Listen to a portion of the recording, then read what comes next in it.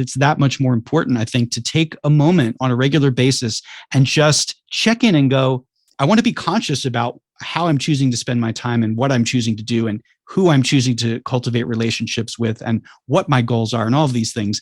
And if we're just on autopilot, it's very, very easy to not even be aware. A year could go by, 5 years, 10 years can go by before we even realize that we're not doing what is important to us. Welcome to the show, everybody. That was from my interview earlier this year with Eric Teplitz. Eric is a coach and he is a self-described life enthusiast, and this guy really is enthusiastic about life. I had a great time. He has hiked over 500 miles of the Appalachian Trail. He has pursued a music career in Nashville. He's been a volunteer at a hospital. He's done a lot of things. I'm actually probably going to be asking him to come back on the show to ask him about some of the more of the amazing stuff that he's done. But for now, in this conversation that's coming up, Eric walks us through a lot about techniques and thoughts about self-reflection, mindfulness, and self-kindness. Hang out with us, reflect, revise, remix today with Eric Teplitz in 5, 4, 3, 2, 1. Welcome to the Second Mix podcast, where we talk about things that matter with people who care. My name is Matt Bennett, and it's my mission to help make you better, stronger, and wiser with the old school personal development that helped me become something new. If you were at a party and someone asked you what you do, what would you tell them? This is a funny question because it's a question, honestly, I hate. But I heard someone give an answer to this, and his answer was when? What do I do when? In other words, I'm a multifaceted guy. And it implied within the question, at least as it is in our culture, right? It's like, how do you justify your existence making a living? That's really what the question is. Not who are you? What are you about? What do you like? What turns you on? What are your interests? What are your favorite things to do in life?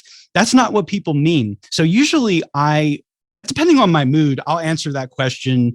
I do all kinds of things. Usually I say some variation of that, which is true.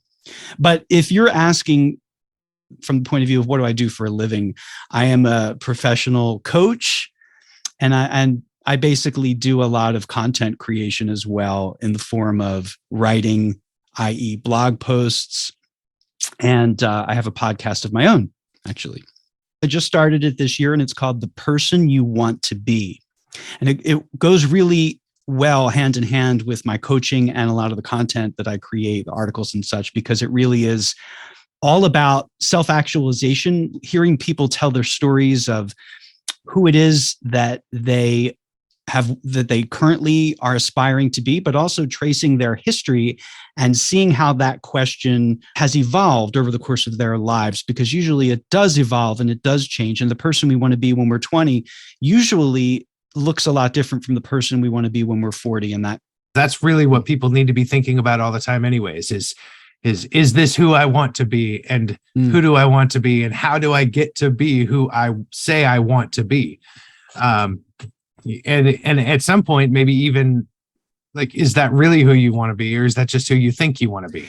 That's a huge point, because we're getting messages from birth on that have an enormous influence on us. And I think that just being able to tune in and figure out the difference between those things. Well, what is it that I actually really want, and who do I want to be versus who do I think I want to be, or who have I just, sort of defaulted to being, or, what story have I told myself about this? But really, I think one of the big challenges of this life is to live authentically, to really get in touch with who we are and not what other people maybe expect of us or expect us to be. And it's really hard, by the way, to make these distinctions, but I think it's vital to really, the more we can be in touch with who we actually are and what we actually care about, then that allows us to then take steps consciously and deliberately in that direction and live more authentically, which translates to living a more fulfilling life. I really liked your answer to the question, what do you do, from the party? Right. Because you say, when do I do what I like? What are you talking about? And yeah, the multifaceted aspect of a life. It just reminds me, you can't organize a life. You can't like just take everything that you are and organize it and put it into one piece. I don't know if you know who Robert Fulghum is. He wrote the book, Sure. Yeah. All I Needed to Know I Learned in Kindergarten. Yeah. In that book, he has an essay and he's talking about his business card. And he's had several business cards through the years. But one of his business cards says that he is a breather. Yes. And I like it. Yeah. And that is how he explained himself. I'm a breather. I walk around breathing. And it's another way of saying I'm a human, Yes, exactly. And so, I mean, that is a fascinating answer. And because how do you can't narrow down. But it's indicative of our culture, really, that question and the implications of that question. Because I was sort of being a little harsh when I said, how do you justify your existence on this planet by, earning a living doing something? But that kind of is the message in there. It's sort of like, so what do you do? How do you contribute? What makes you worth taking up, what makes you worth being a breather? and I don't like that personally, that angle on it, because I think that I like to start from a place of we are worthwhile just by the fact that we're here. The fact that we're alive, we're here, and without having to do anything, we are inherently worthwhile. I like to start from there. I like to start from that sort of presumption. And then I personally am like yourself, I'm a very curious person, and I'm really interested in getting to understand people and know them and finding out what makes them tick. And I really kind of cut to the chase quickly, not in so far as like, what do you do, but who are you? Like, I really am interested in learning about specifically what really matters to people. I think that's a more interesting question than what do you do? Like, it would be an interesting default question at a cocktail party. So, tell me, Matt, what really matters to you? Yes. I kind of wish that society was like that right now. Right. Well, maybe we can, start a movement. Yes. I don't mind asking questions like that at cocktail parties, or I don't know that I've ever been to a cocktail party. Right. I'm trying to think back. Like, was I ever at a party? There were cocktails. Like, I don't know. But anyway, to not say, how can you be valuable to me? But to get out there and say, hey, what do you find the most valuable in this life? What turns you on? What do you like? And I think what that does also, not only does it make people feel less defensive and more open.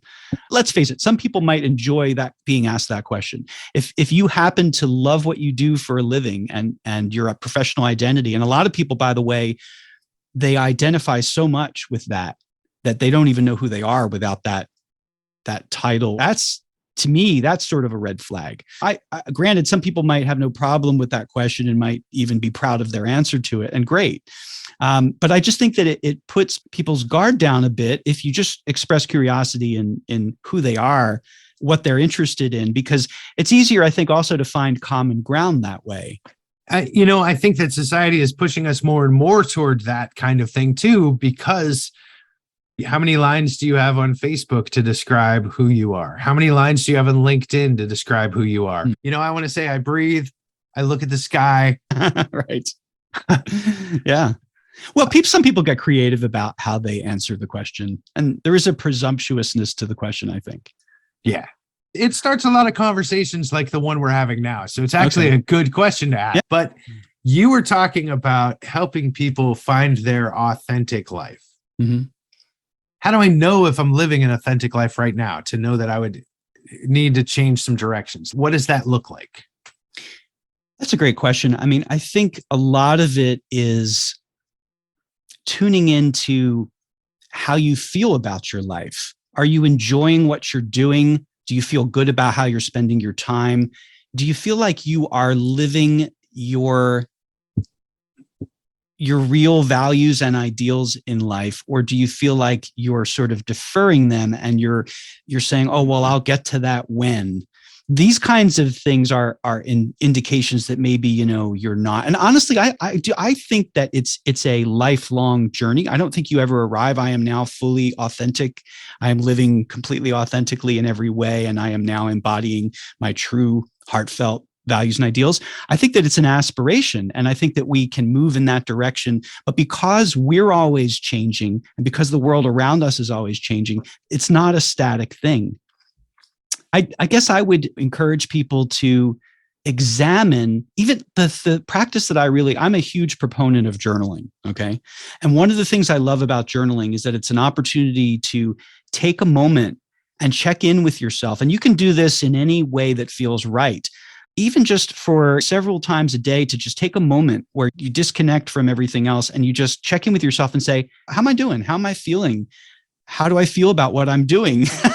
And get to know yourself and get to listen and get to really because we're often suppressing those things. We're often consumed by tasks and to-do lists, and we don't usually take the time to check in. And the way that I like to put it to people, if it's like a new practice for them, I ask them to consider their closest personal relationships. Okay. Whether that's with a spouse, whether it's with a best friend.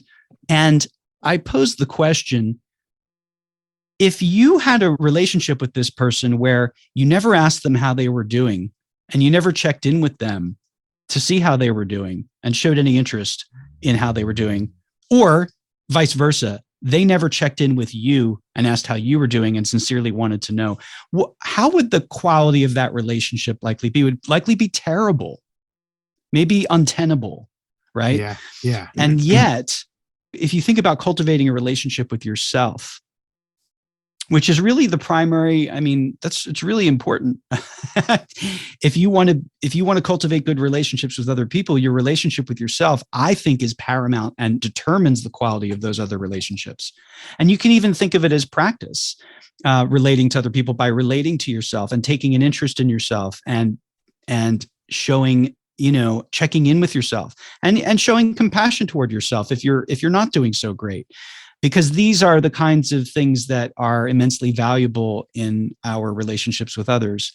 So, this is a long answer to a question about how do people know if they're living authentically, but I think that having some method of privately and quietly taking a moment during the course of each day. And you have to do it regularly. You can't just ask your spouse once a week, how you doing?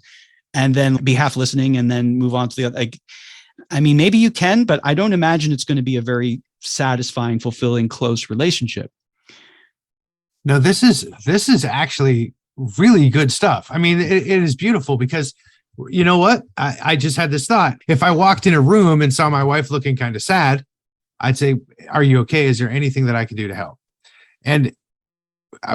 But I wouldn't ask that question of myself. Right. But I could just be like, oh my gosh, I need a break from this work. I'm driving crazy. Things don't feel right. I just don't like this. Mm-hmm. But I never say, what can I do to help?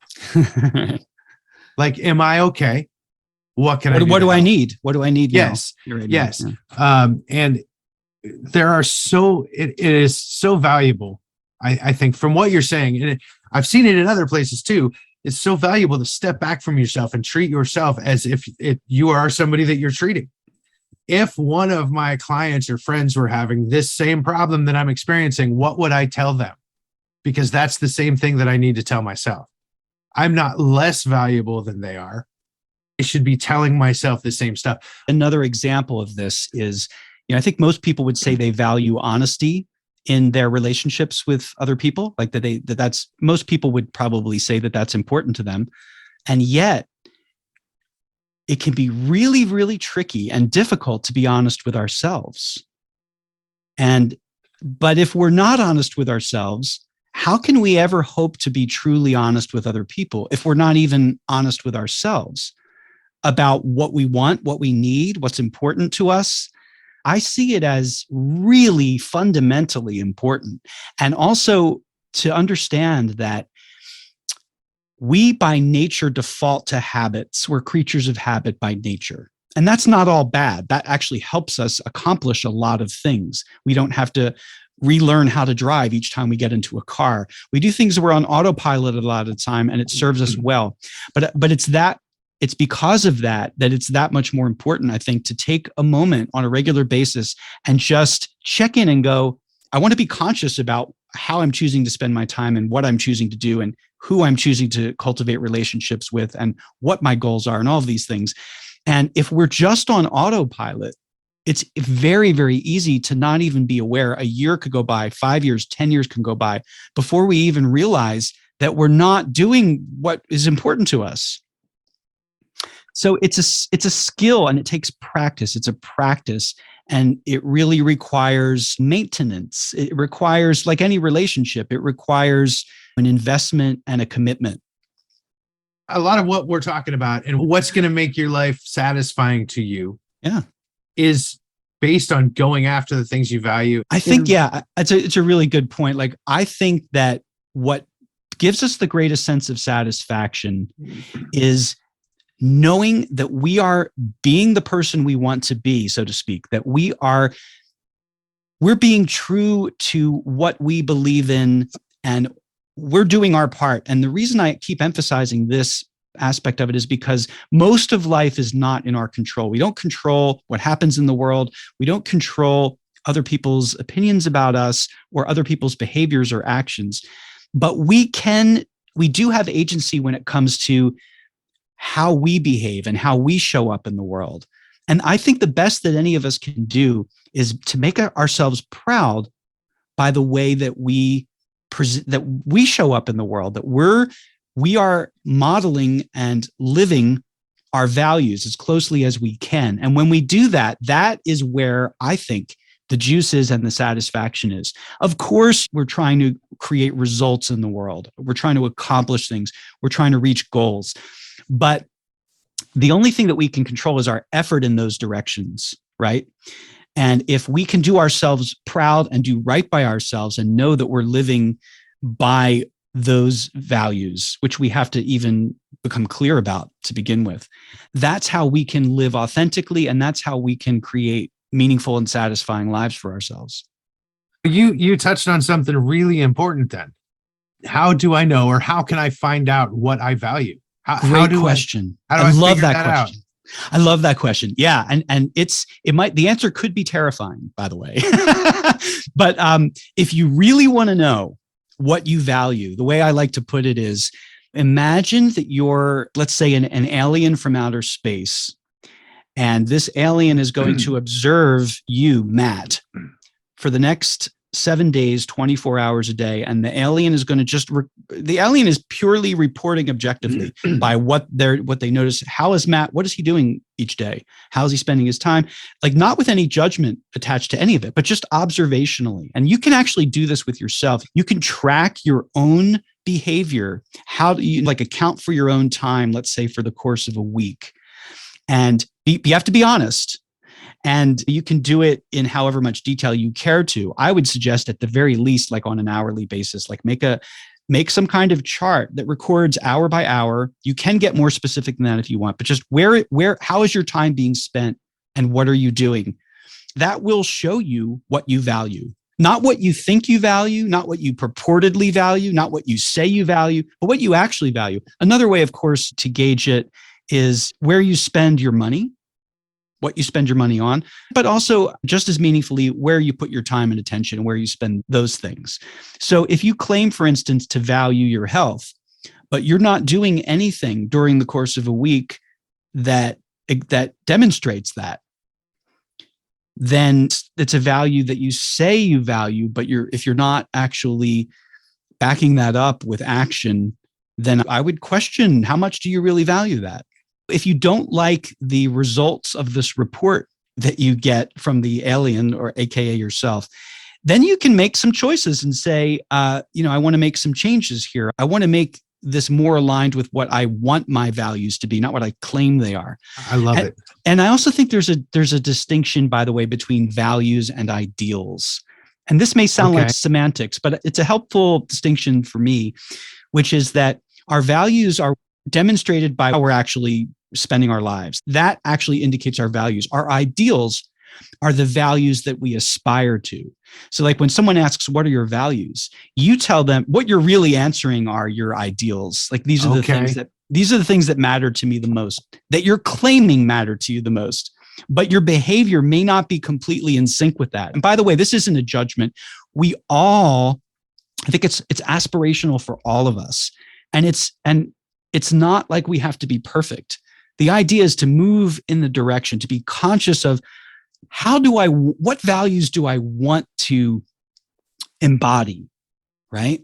And what actions can I take today, this week, this month, this year? Can I structure my life in such a way that I am embodying the values that I want, that are actually like my ideals and aspirations that I want to embody, and not succumb to habit or defaults or even just unconscious behavior. We do so many things unconsciously.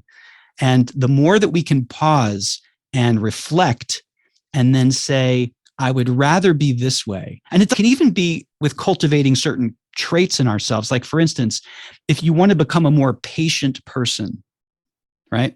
This is a difficult thing, by the way. But if you want to cultivate more patience, that's something that you can consciously work on, because it's very easy to be reactive. Something provokes us and we are irritated and we react. But the way to become more patient is to practice when we feel triggered by something, to pause and take a moment, take a breath, maybe leave the room, whatever we need to do, and then say, all right, how do I want to respond to this? What would be a productive way to respond to this rather than just simply a reactive way to respond? This is, by the way, this is like advanced level stuff.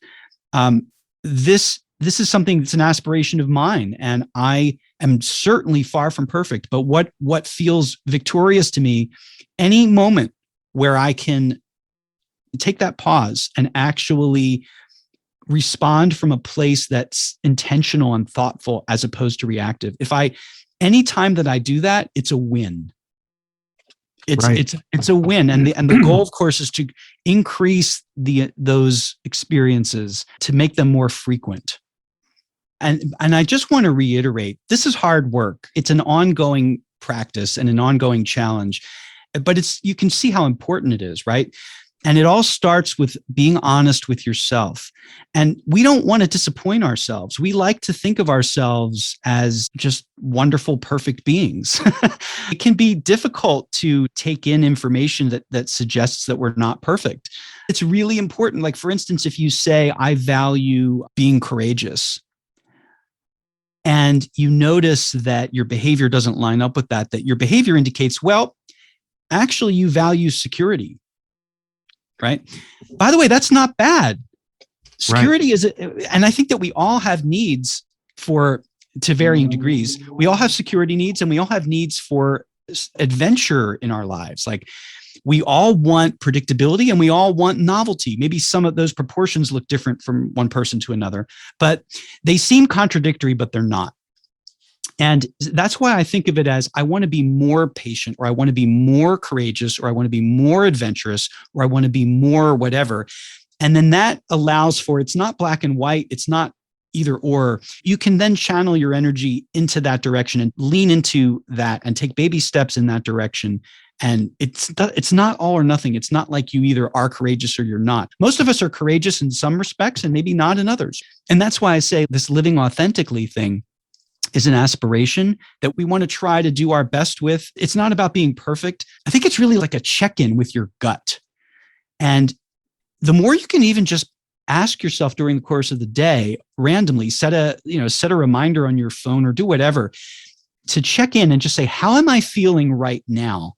And the more you record your answers to those and maybe what the context is, you can get to know yourself better and realize, during the day, I'm suppressing how I feel at work all the time. I don't feel able to express how I actually feel. Well, how does that feel? Probably not good, right? So this is just an example, but it's a way to figure out. And then you might also have a moment during the course of a day where you check in with yourself and you feel fantastic. That is good information. Why? What is it? What is it? Did you have a pleasant interaction with someone? Did you do something that made you feel good about yourself? Were you exercising? And so you just have an endorphin rush that feels great. And pay attention to those things, because we all, as similar as we all are to each other, we also are unique, and different things make us happy. And it really is it's a lifelong process of getting to know yourself.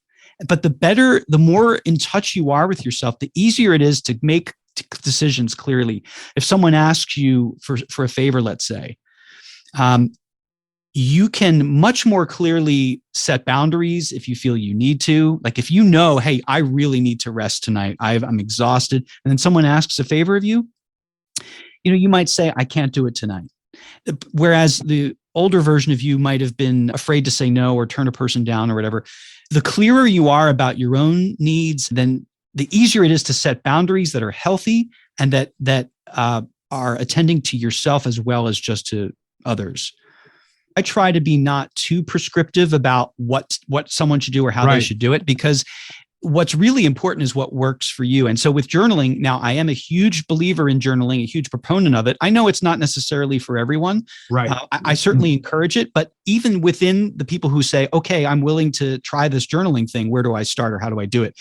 I really personally believe there's no one way or right way to do it. I think do whatever works, whatever gets you to journal. Some people find prompts extremely helpful. And if they know, I'm going to journal on these 3 questions, for instance, each morning. What do I want to accomplish today? What do I want to focus on today? Something along those lines. And then like reporting at the end of the day, how did it go? What was a big win today? What could I have done better? Like if they have specific questions to think about, for some people that is immensely helpful and productive. And if you find that works for you, fantastic. If not, find what does work for you and what does get you. And some people, like myself, for instance, I kind of like the freedom of being completely open. I'm fine with just like letting it all out on the page. And I can't say enough about this practice because, sometimes you aren't even aware of what you think or how you feel about something until you take the time to actually start writing it down. It can be revelatory, and you can be like, I didn't realize that was bothering me so much. Because we're used to ignoring ourselves or suppressing uncomfortable feelings or what have you. But it's just information. And the more in touch with that information we are, then the more we can be thoughtful about responding to it. Writing it down is great because it will help you remember. Yes. And it also is a record. It's a documentation that you can look back on and track. So I think that in that sense, it is really important. I think also that when you're starting a new activity of any kind, like if you're new, for instance, to journaling, the more structured, probably the better, until it becomes more of a habit, until you kind of get your bearings with it and it feels more natural. And then when it does, then you can kind of take liberties and tweak it to your liking. But when you're trying anything new, if you think about it, like if you're trying a new workout or trying anything new, the more structure that's in place for you to follow, the better, because it's you're getting, you're building a new muscle, literally in the case of and so you want to, you want to do it. You don't want to overdo it. You don't want to overstress yourself. You want to ease into it usually. And so I think that applies with journaling as well. I think so too. And you actually said, you're comfortable with the open free writing. Mm-hmm. That could have been a muscle that you developed. Oh, sure. You at structure, when you're not an expert at journaling. Yeah. You might need some prompts to write. Absolutely. And then you've done it for 3 or 4 years. Yeah. Or in my case, decades. Or decades. I wish I tried for decades. Mm. That was one of my accomplishments in 2019 was I'm on journal B4 now. Mm. And starting with A1, A2, A3, A4, I'm on journal B4. B4 and after. B4 and after. I love it. Since I play Hammond organ and I play keyboards, B3 was my favorite journal. Yes, that's excellent. By the way, I'm really impressed, Matt, and I think that your example is a great one because it sounds, from what I've learned about you thus far, you really made an intentional pivot in your life just only 3 years ago with kind of delving into this self-development, personal development and orientation. And it's remarkable, right? In such a short span of time, how much you can change your life. Yes. And how profound those changes can be. I think that that's a huge lesson. Like someone might hear me say, I've been journaling for decades and go, oh, well, I'm way behind the curve. You can make an intentional choice at any given moment in time that can really change your life radically. I mean, it might not be instantaneous, but just by pivoting in a certain direction, moving toward an aspiration, whatever that happens to be, you can surprise yourself with the transformation that can occur.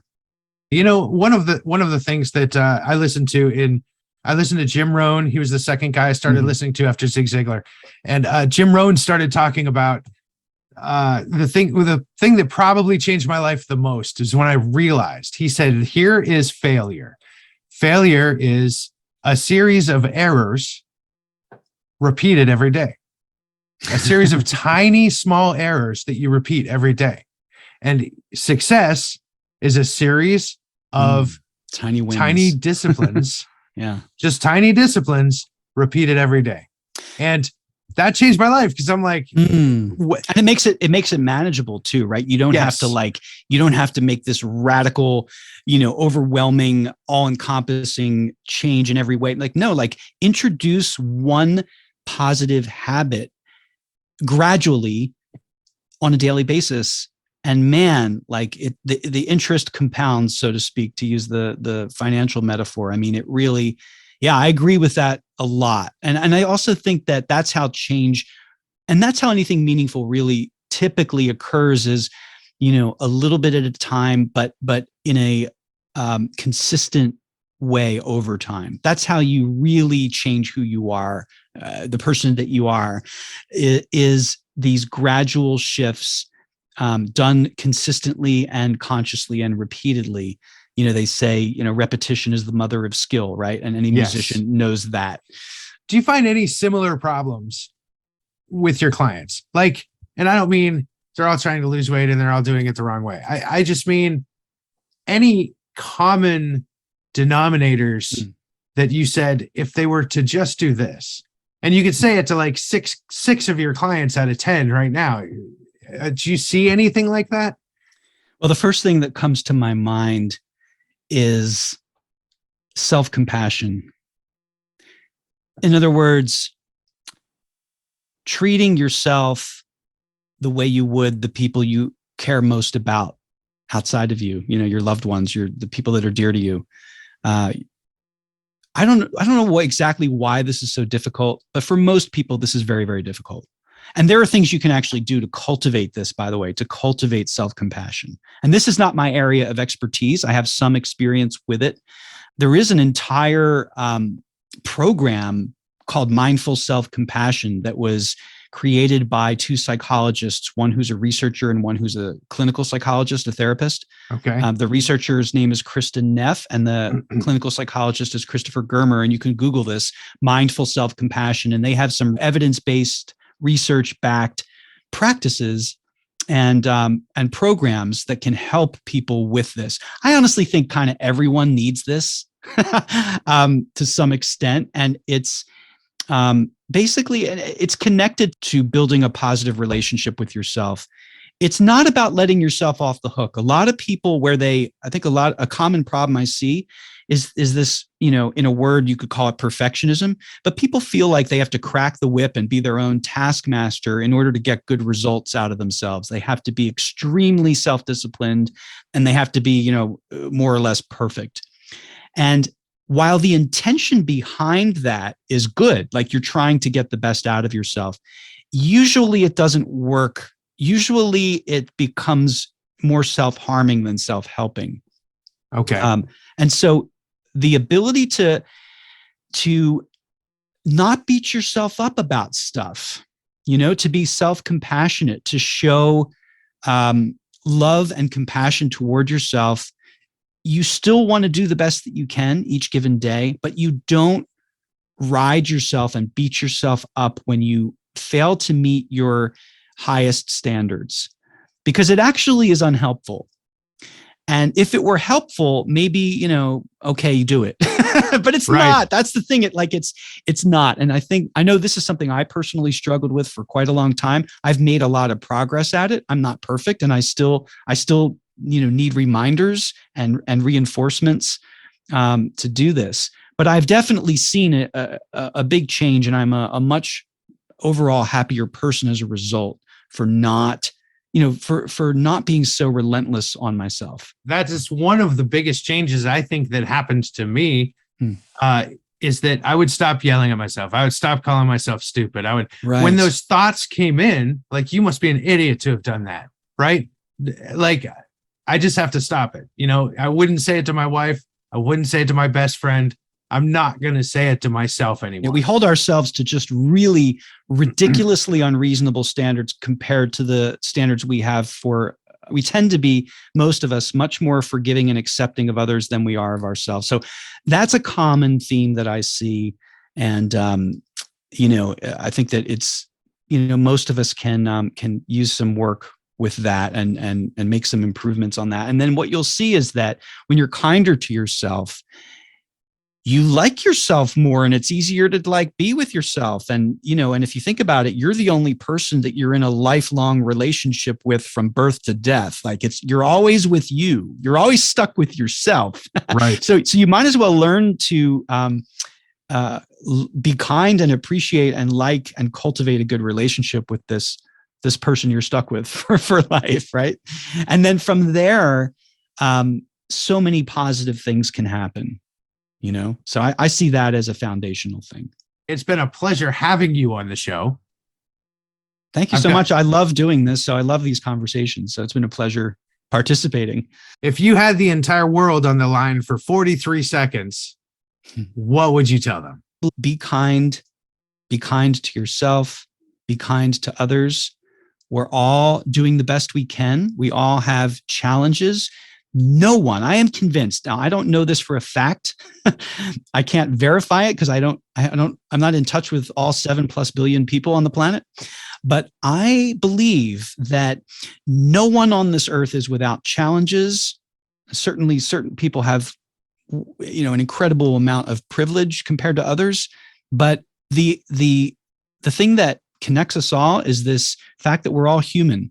And so we all are subject to what that means and all the vulnerabilities that come with being human. We all have access to the same range of spectrum of emotions that human beings experience. And we all have, similar fears and concerns to deal with. No matter how wealthy you are, health is a universal thing, right? Like, all the money in the world won't necessarily, it might give you access to better health care, but it doesn't make you immune to disease, to death, to injury, to losing loved ones, so I guess I'm emphasizing the common humanity that we all share. And with the understanding that everyone suffers in some way, try your best. And I say this to myself as well. Try your best to keep that in mind and to cultivate compassion and kindness as much as possible to yourself and to others, because you never know what someone else is going through. And the smallest act of kindness can really mean the world to someone. Cut that to 43 seconds. I will try, or I'll just speed it up really fast. So how can people find you if they want to get a hold of you? The easiest way is to just visit my website, which is just my name, ericteplitz.com. And on there is a wealth of free material. I've got a ton of articles on my blog, 100 plus, well over 100. And they're not, they tend to be pretty, I don't just publish for the sake of quantity. I only publish when I feel like I have something worth sharing. And I really put a lot of care and thought into those. And in fact, there was a blog post that you made me think of called Kind Sight, which is all about this idea of self-compassion. So I would encourage people to check that out.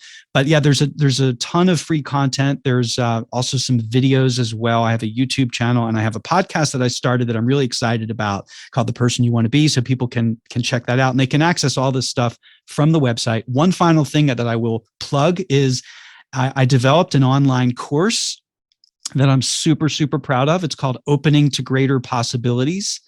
And essentially it covers all kinds of strategies, both in terms of mindset and in terms of practices that can help you if you feel stuck in some area of your life, or maybe multiple areas, that can help you break out of that stuckness. Things that I know from from like true world testing myself over the last 25 years. The way that this course came about was when I was in my mid-20s, I was at a really, really, really low point. I was extremely depressed, really felt terrible about myself and my life. And I've made like extraordinary progress. Like I'm practically a different person now. And I asked myself, what were sometimes you get lucky in life, sometimes things happen and good fortune strikes. But I asked myself, what were the things that I did to help facilitate these positive changes in my experience of life? What role did I play? And I kind of like reverse engineered the course by examining those things. People can preview the course for free. And the first module that comes with the free preview is all about journaling. Actually, it's called the Power Tool of Journaling. Okay. So anyway, ericteplitz.com is where you can find all that stuff. The course is on there too. You can link to the course from there. Beautiful. Beautiful. Well, I will put those links in the description. Thank you again. This has been a pleasure. It's been enlightening. I learned a lot just sitting here talking, and I'm pretty happy with that. Thanks so much, Matt. I really enjoyed it. Thanks for listening to the Second Mix podcast. Please subscribe, leave a review where you can, and visit secondmix.net for more content like this. If you want to get in touch with me, you can email me at matt@secondmix.net or go to the website and leave me a voicemail. Make it an amazing week, and I'll see you soon.